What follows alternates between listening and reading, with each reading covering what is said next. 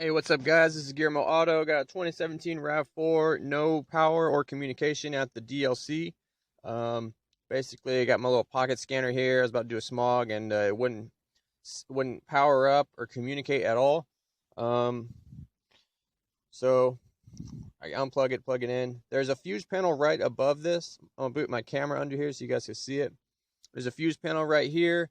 And the fuse that controls this DLC is in here. It's called the OBD fuse. You can reach up here, and I go to the side and use my fingers to pry off the little plastic cover. Just push it on the side and it'll pop off like that. So let's get it out here. So once you got it out, it's this fuse right here, the OBD fuse, 7.5 amp. You're gonna check that to see if it's burnt out. Mine was burnt out. I don't really know why. It's a newer car. I don't know why, but we're going to put a fuse in there to see if it blows. I mean, maybe someone, I don't know, plug something in or mess with this. The fuse is right here. You can get yourself some pliers or whatever you got to pull it out. It's right here. Again, it's a 7.5. It's a mini fuse. It's a little tiny guy. And I don't know if you could see it, but yeah, that's blown. Again, I don't know what caused. I would like to know, but if I put a fuse in there and it doesn't blow again, I don't know.